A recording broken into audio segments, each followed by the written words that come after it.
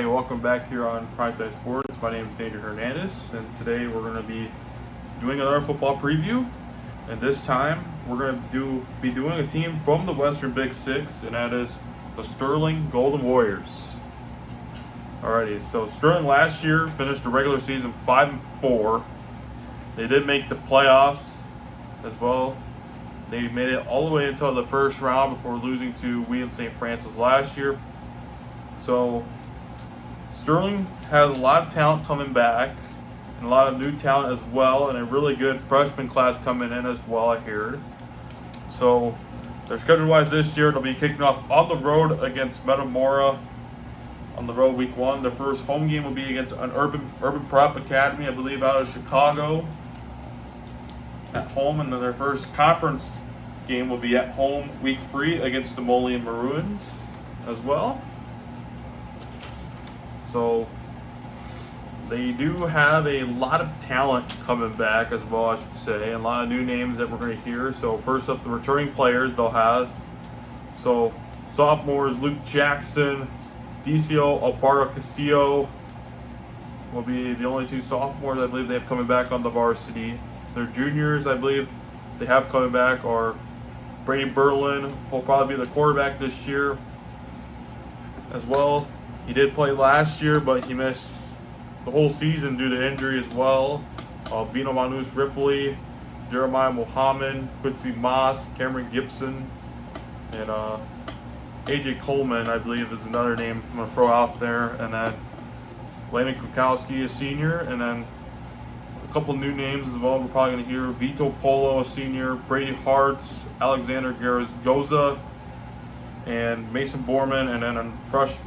And I would mention the freshman, but I really won't mention the freshman class in this edition as well. So I know they got a couple of quarterbacks as freshmen right now, but in these editions we don't mention the incoming freshman class yet, but they'll get mentioned next year in the football previews as well. I should mention that out there. So we talk about Sterling as well a lot on here, even though I'm technically from the area as well, but Sterling, they're a team with every year they have high expectations as well. So this team, has a lot of talent coming back as well when you look at it this year. Last year's Sterling team was really young.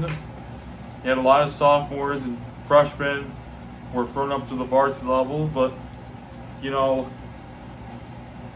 there was, some stuff that, they finished 5-4, which kind of proved that they had a tough schedule. Even when they got into the playoffs, they faced a really good ranked team in Wheaton St. Francis, who went all the way to the semifinals last year, and probably the third time they've seen them in the fourth time, I believe, they've seen them in the last 3 years or so. The first meeting in over the past 2 seasons was in 2022, week 2. That was the year Sterling did make the quarterfinals, and then they met them the year after twice, in week 2 at home, and then second round again at home. And then that was back, the first 3 times I mentioned, that was back when they had a really talented quarterback in Alessio Minavojevic, when he was going through Wheaton St. Francis, who is now at Michigan State. But so moving on to this point, so Sterling this year, I expect that they're going to have a really good season. So the one thing that points me out to this team right now, that they have the fastest team in the Western Big Six, speed-wise. So speed-wise, I believe they're going to have the fastest team in their conference is going to be Sterling, because when you look at the Western Big Six conference, in all sports, it's a really talented conference. When you have, Moline and Quincy, I know Quincy, they've been on a run in the conference for the past 2 years right now, because Quincy last year made it to the quarterfinals, and then 2023, I know that they made it to the quarterfinals before losing to both Mount Carmel and St. Rita, who are both powerhouses in the private league up in Chicago on the South End. I believe they're out of the South End of Chicago. So this Sterling team, I think they're going to shock everyone in the Western Big Six, no matter what. Because for one, they're kicking off week 3 with Moline, a team last year that made the playoffs, and you have Quincy, who also did make the playoffs, and then Geneseo,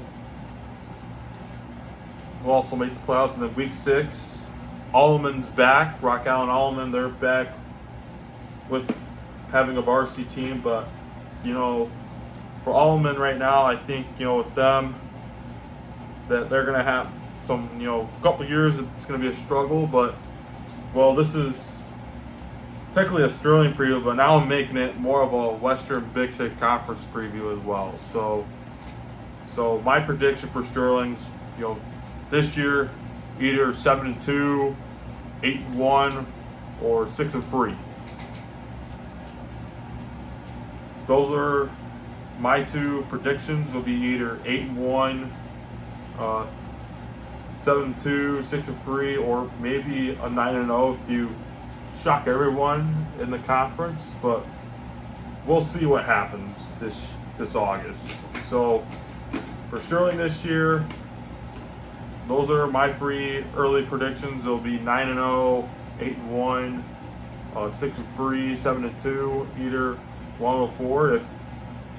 9-0 was what every team wants to go 9-0. That's what, every team right now I can see is that's what all their goals are. So comment down below what the predictions will be, and have a good one.